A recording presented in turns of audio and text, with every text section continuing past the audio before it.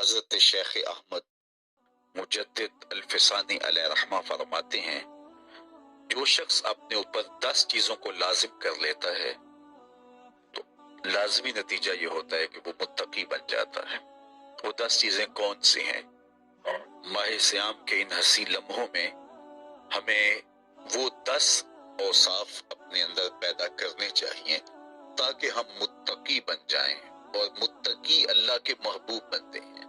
تقوی اختیار کرنے والے اللہ جل شانہ کی رحمتوں کے خاص مستحق ہیں۔ جنہیں تقوی کا نور نصیب ہوتا ہے وہ اللہ کی رحمتوں کے سائے میں آ جاتے ہیں۔ اگر ان پر مصائب، آلام، مشکلیں آتی ہیں تو ان کے تقوی کی وجہ سے اللہ انہیں راستے عطا کر دیتا ہے۔ وَمَن يَتَّقِ اللَّهَ يَجْعَل لَّهُ مَخْرَجًا وَيَرْزُقْهُ مِنْ حَيْثُ لَا يَحْتَسِبُ۔ اللہ اکبر۔ ارشاد فرمایا کہ جو اللہ سے ڈرتا ہے، تقوی اختیار کرتا ہے، اس کے لیے ہم مصیبت سے نکلنے کے راستے پیدا کر دیتے ہیں، اور اللہ جل شانہ اس کے لیے وہاں سے رزق عطا کرتا ہے جہاں سے اسے گمان بھی نہیں ہوتا ہے۔ تو یہ تقوی کا نتیجہ ہے جو اہل تقوی کو نصیب ہوتا ہے۔ تو حضرت شیخ نے 10 وہ امور بتائے جو اپنے اوپر لازم کر لینے سے تقوی نصیب ہوتا ہے۔ سب سے پہلی بات آپ فرماتے ہیں زبان کو غیبت سے بچائے۔ اتقاء کے حصول کے لیے زبان کو پاک کرنا ضروری ہے۔ انسان کے زیادہ تر گناہ اس کی زبان کی وجہ سے ہیں، اور غیبت یہ بدترین عمل ہے، اور اس کو بدکاری سے بھی برا قرار دیا گیا ہے۔ الغیبت اشد من الزنا۔ تو اپنی زبان کو غیبت سے بچائے۔ دوسری بات ارشاد فرمائی کہ بدظنی سے بچے، کسی سے خواہ مخواہ بدگمان ہو جانا اور اپنے دل کو کسی کے لیے میلا کر لینا اور اس کی بدگمانی دل میں پالنا، تو یہ تقوی کے منافی ہے۔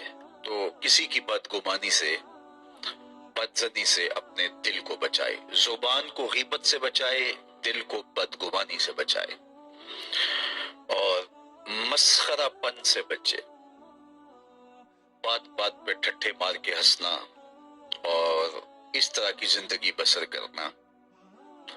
اور آج کل تو جب بھی دوست احباب اکٹھے بیٹھتے ہیں تو سنجیدہ اور متین باتیں کم ہوتی ہیں، زیادہ وقت لطیفوں میں ہی کٹ جاتا ہے۔ انسان کو خوش مزاج ہونا چاہیے، اس کی طبع میں شگفتگی ہونی چاہیے، لیکن شگفتگی، خوش مزاجی اور مسخرہ پن میں فرق ہے، اس کو سمجھنا چاہیے۔ سنجیدہ اور متین زندگی یہ مومن کی زینت ہے، انسانیت کا حسن ہے۔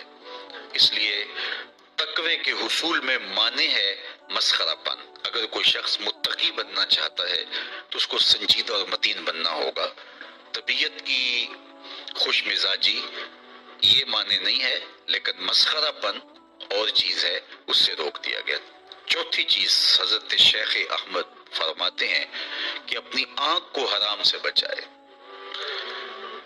اپنی آنکھ کی حفاظت کرنے سے تقوی حاصل ہوتا ہے۔ جب آنکھ خراب ہوتی ہے تو دل خراب ہوتا ہے، جب دل خراب ہوتا ہے تو پھر پورا بدن خراب ہو جاتا ہے۔ اس لیے وہ دروازہ جو کھلا ہے اور اس سے بدی شر اندر اتر رہی ہے، اور پھر اس سے آپ کا سارا نظم ہستی برباد ہو رہا ہے، تو اس دروازے کو بند کریں۔ تو اپنی آنکھ کو حرام سے بند کریں۔ پانچویں چیز ارشاد فرمائی ہمیشہ سچ بولے۔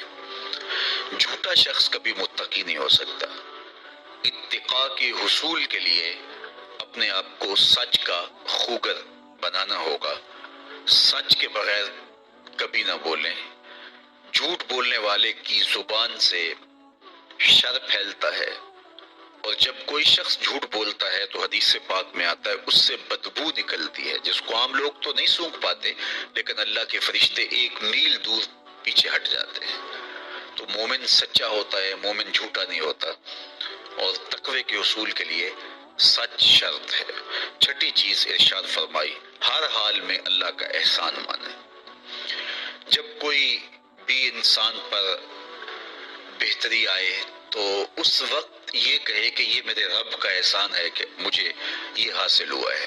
بہت سارے لوگ اپنی محنت کا نتیجہ قرار دیتے ہیں کہ یہ میں نے کیا تو اس کے نتیجے میں یہ ملا۔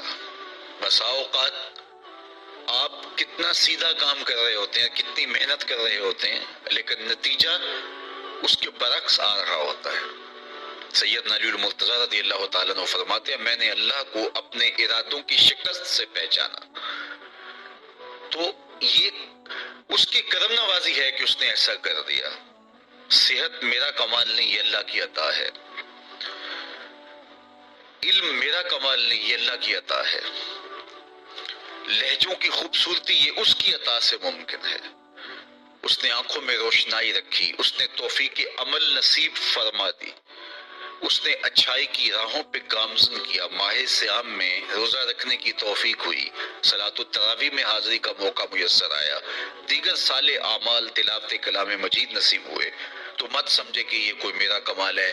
اللہ کا احسان مانے گا تو غرور پیدا نہیں ہوگا، تکبر پیدا نہیں ہوگا۔ تو ہر حال میں اللہ کا احسان مانے، جو بھی خیر اس کو ملے وہ کہے یہ میرے رب کی طرف سے ہے، اور اگر اس کا کرم نہ ہوتا تو یہ عمل مجھے نصیب نہ ہوتا۔ اور کتنے عمل ہیں کہ نصیب ہونے کے بعد عجب سے، تکبر سے، ریاکاری سے برباد ہو جاتے ہیں۔ کیتی کتری پئی کھو محمد تے سکہ بنیا زردہ، کتنے عمل ہیں کہ برباد ہو جاتے ہیں، تکبر آ گیا، عجب آ گیا، ریاکاری آ گئی، تو یہ اس کی طرف سے ہی ہے۔ تو جب یہ کہے گا تو عجب، تکبر، غرور کچھ پیدا نہیں ہوگا، تو پھر عمل قبول ہوگا اور انسان تقوی کی منزل تک پہنچے گا۔ ساتویں چیز، اپنا مال راہ حق میں خرچ کرے، ناحق راستے پر ایک درہم بھی خرچ نہ کرے۔ کمایا ہوا مال راہ حق میں خرچ کرنے سے اتقاء کی دولت نصیب ہوتی ہے۔ اللہ قیامت کے دن بندے کے قدم اپنے حضور سے ہٹنے نہیں دے گا جب تک اس سے 3 سوال نہیں کر لے گا۔ ان میں سے ایک سوال یہ ہوگا کہ مال کمایا کہاں سے، مال خرچ کہاں کیا۔ جس طرح مال حلال کمانا ضروری ہے، مال کو جائز جگہوں پہ خرچ کرنا بھی ضروری ہے، حق کے راستے پہ خرچ کرنا بھی ضروری ہے۔ اس لیے یہ اپنی طبع کے اندر لازم کر لے کہ کبھی بھی اس کا مال کسی ناجائز اور فضول کام میں خرچ نہ ہو، راہ حق میں اس کا مال لگے۔ 8ویں چیز، نفس کے لیے کبھی بڑائی بلندی نہ چاہے، اس سے طبیعت میں سرکشی آئے گی اور تقوی کے راستے میں یہ عمل مانے ہے۔ اور نمازوں کی حفاظت کرے۔ نمازوں کی اگر حفاظت نہیں کرتا تو باقی سارے عمل اس کے پاس ہیں، تو وہ متقی کیسے بن سکتا ہے؟ چونکہ یہ تو اسلام کا بنیادی فریضہ ہے جو اہل ایمان پر لازم کیا گیا ہے، جو کسی صورت کے اندر بھی، حتیٰ کہ حالت بیماری کے اندر بھی معافی جس کی نہیں ہے، سفر کے اندر بھی نماز کی معافی نہیں، مختصر کر دی گئی، قصر کر دی گئی، لیکن معافی نہیں دی گئی، حالت جنگ کے اندر بھی اس کی معافی نہیں ہے۔ تو نمازوں کی محافظت کرے۔ اور 10ویں چیز، حضرت شیخ فرماتے ہیں عقیدوں کی صحت کا خیال رکھے، اپنے عقیدے، اپنے نظریات خوبصورت رکھے۔